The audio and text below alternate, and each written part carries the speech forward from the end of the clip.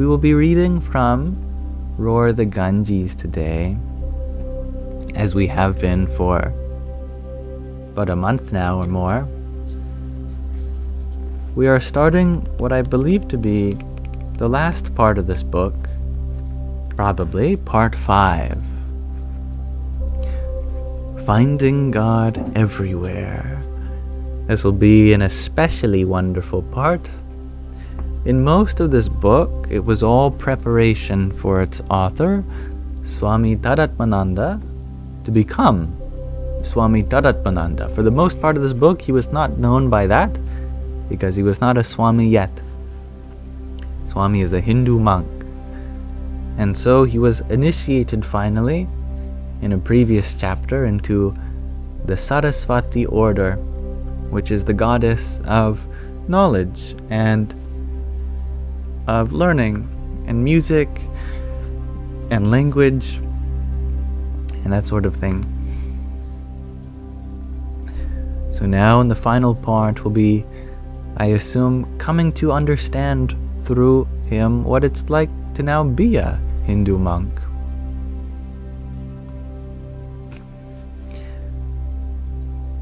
Here we start with some Sanskrit from the Katha Upanishad. Na tatra suryo bhakti na chandra tarakam nema vidyuto bhanti kuto yam agnihi tam eva bhantam anubhati sarvam tasya bhassa sarvam idam vibhati, which translates to, God cannot be illumined by the sun, moon, or stars, nor even by lightning, what to speak of any flame. God alone shines, all else reflects its light, and by its light this entire universe is made manifest. From the 2nd canto, 2nd chapter, 15th verse.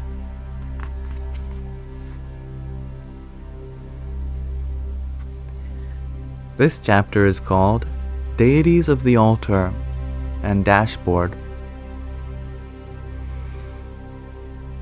The clouds hanging over the mountains were tinged with red that evening as I sat on a bench silently reciting my sannyasa, renunciation mantra. I had just returned from the Ghat, which is a kind of walkway that goes partially into the river, where I performed another rite of renunciation, a personal ritual not included in the sannyasa bhadati. For the past 15 years, I had kept a journal in which I recorded many events and observations of my life. It was an indispensable instrument for my emotional growth. I wrote extensively in times of distress and used it to explore painful emotions and buried memories. I also chronicled my struggles on the spiritual path and whatever insights I had picked up along the way. I had brought my journals to India, 8 thick notebooks containing hundreds of handwritten pages, with the intention of hurling them into the Ganges, the river, as an expression of my unconditional renunciation. The journals had already served their purpose. The value of keeping a journal, as I discovered over the years, was not in rereading old entries, but in the present moment act of clarifying thoughts and feelings by putting them into words.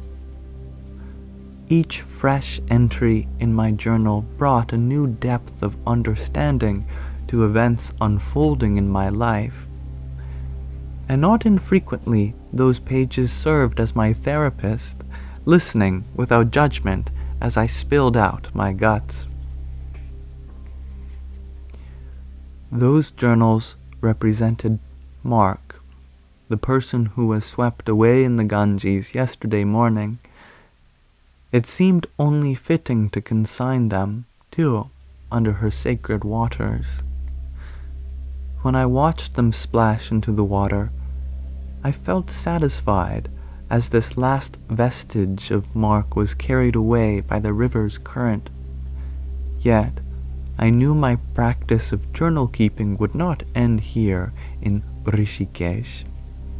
I was not ready to give up this important tool for spiritual and emotional growth.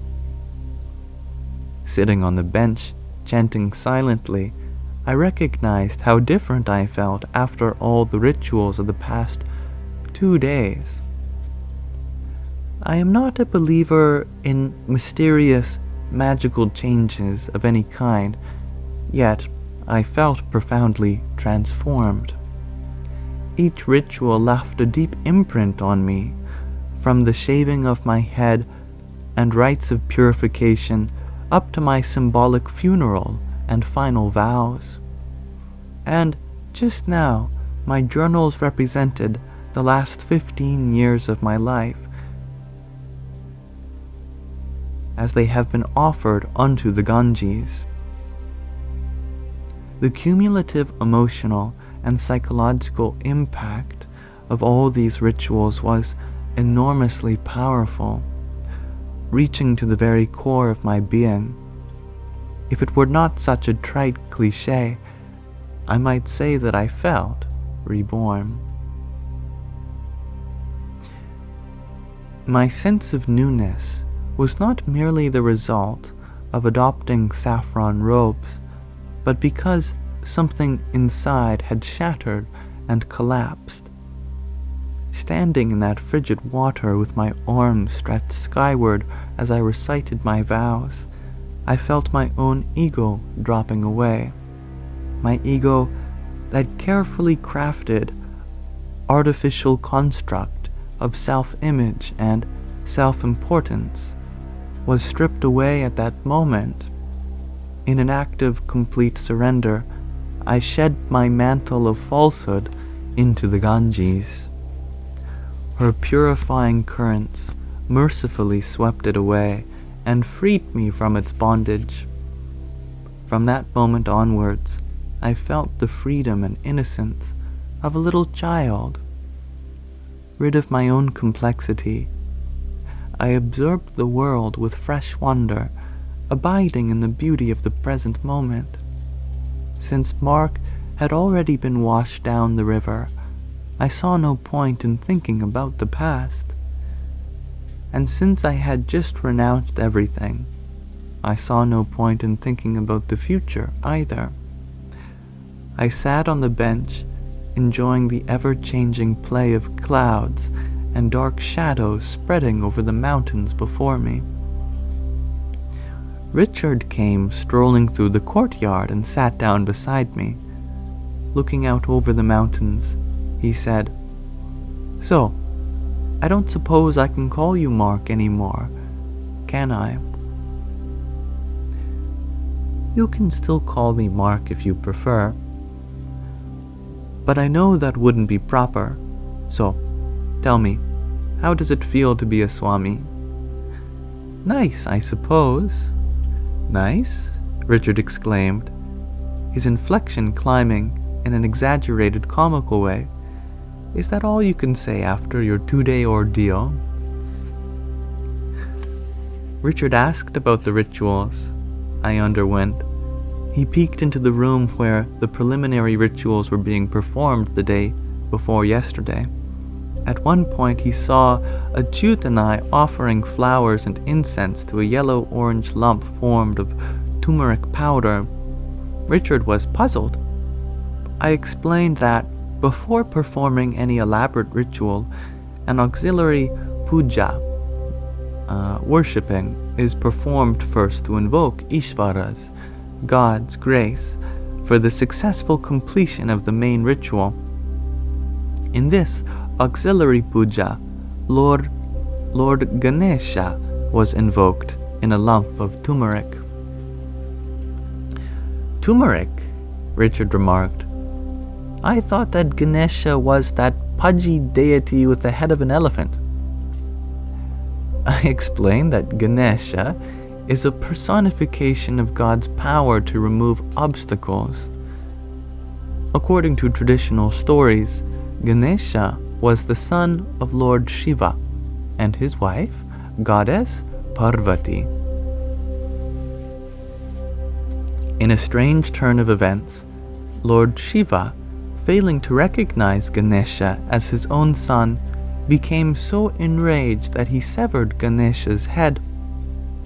Because Parvati was so grieved, Shiva promised to give Ganesha a new head, one resembling the first head he beheld.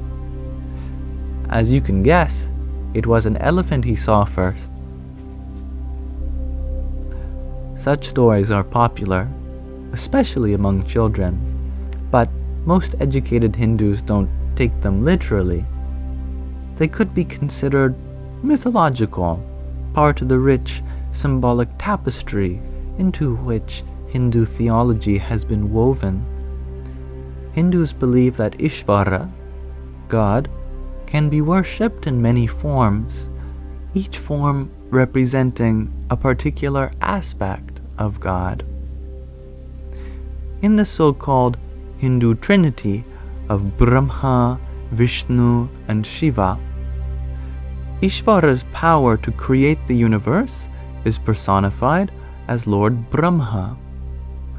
His power to sustain the universe is personified as Lord Vishnu, and his powers of change and destruction are personified as Lord Shiva. In the same way, Lord Ganesha represents Ishvara's power to remove obstacles from our lives. Although Hindus might address their prayers to a diverse pantheon of gods and goddesses, they firmly believe that God is one. And yet, to say that Hindus believe in one God is not entirely accurate. Rather than professing there is but one God, they might more likely say there is only God. There is only Ishvara, since they believe that everything is a manifestation of Ishvara. Addressing Richard's question about the lump of turmeric, I explained that if everything is a manifestation of Ishvara, then Ishvara must be present in everything, in people, animals, plants, and even in inert objects. And if Ishvara is already present in everything, then any form whatsoever could conceivably be used for the sake of worship, including a lump of turmeric.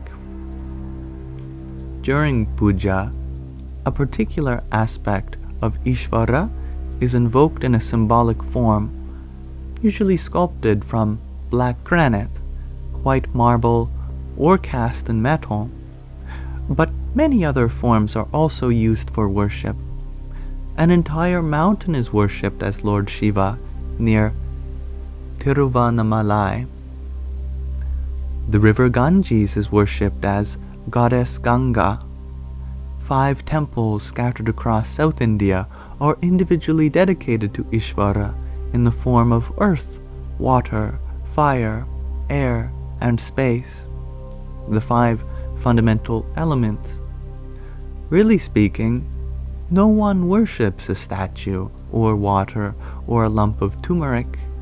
God alone is worshipped through all of these forms. But why not worship God directly? Richard asked. You can, of course, I replied, but for many people it is easier using an icon of some kind. Consider this: Ishvara, who is present in all forms, cannot have a form of its own. Ultimately, Ishvara is formless.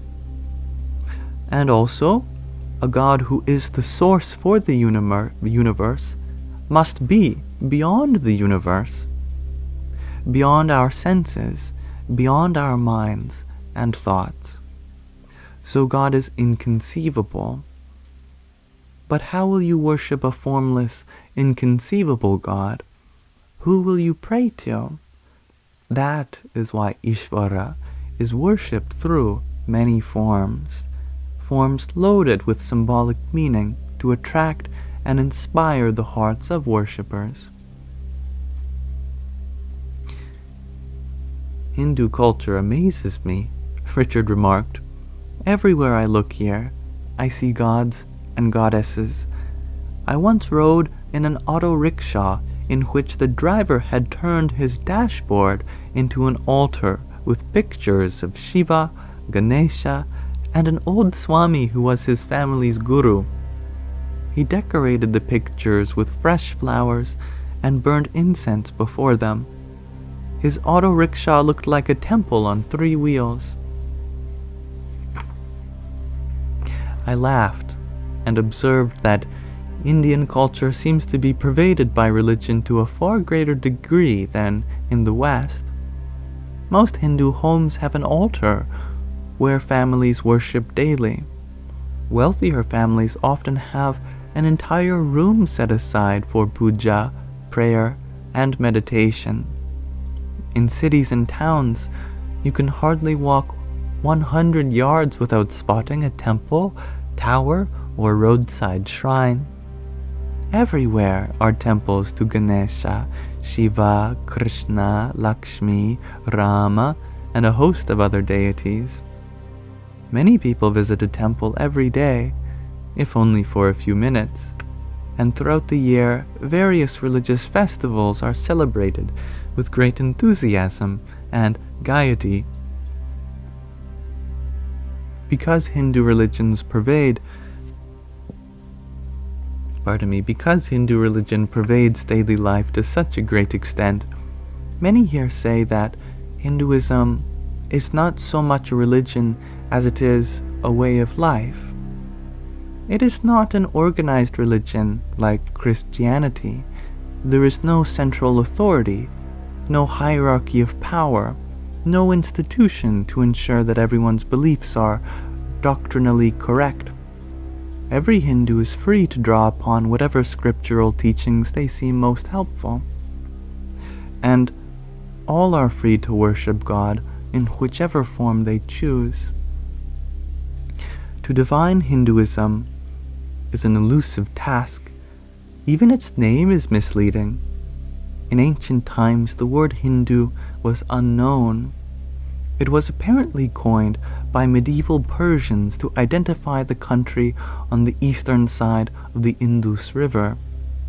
Until then, this religion had always been known as Sanatana Dharma, the eternal religion, or Vaidika Dharma, the religion based on the Vedas, humanity's oldest scriptures. Richard asked, "If I accept what the Vedas teach, does that make me a Hindu?" "Most Hindus would accept that," I answered, "but the most orthodox still claim that only one born into a Hindu family is truly Hindu. If you are not born into one of the 4 Hindu castes, you are a mlecha, an outcast. Like it or not, you and I are both outcasts, and in certain temples, we would never be admitted." I told Richard that such casteism and rigid orthodoxy is rapidly waning throughout India. Even so, Westerners are still denied entry to a few temples. Some forbid only those who are dressed immodestly or have come only to take photographs. Others bar all Westerners. Their white skin identifies them as mlechas.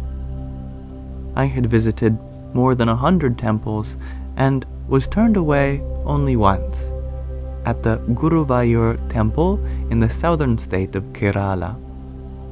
After my futile attempts to gain entrance there, I was told that even a past president of India had been turned away because he was a Sikh, not a Hindu. I narrated to Richard the comical story of my visit to the famous Vishwanath Temple in Varanasi, the most revered Shiva temple in India.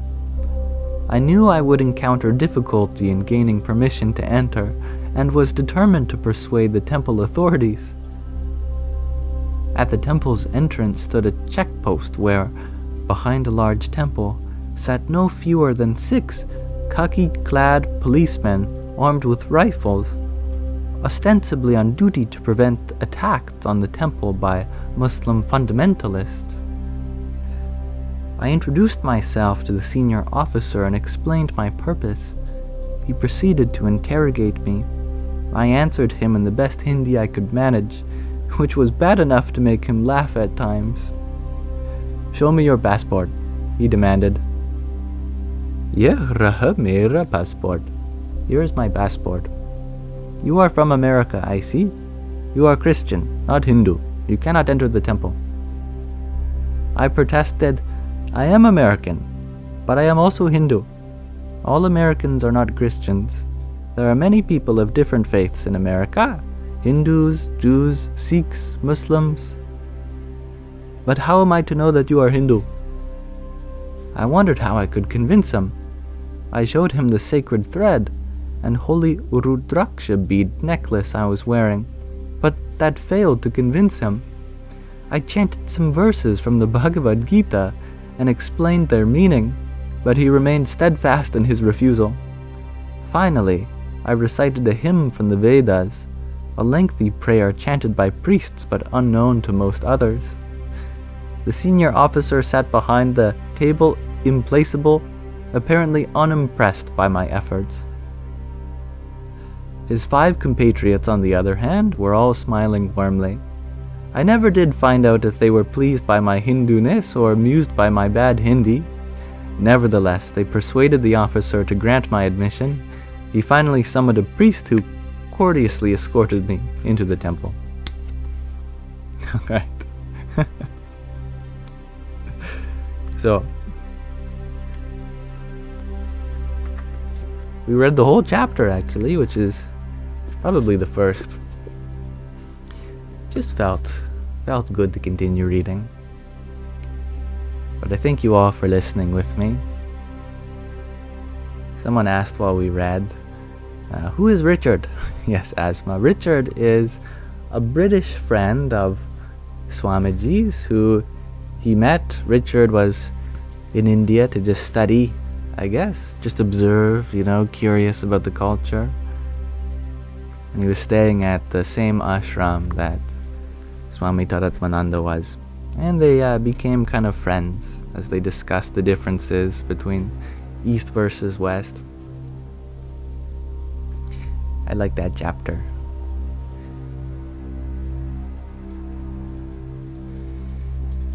And Sky Guardian, you ask, what page are we on? Let me check for you. We will be starting page 286 next time we read.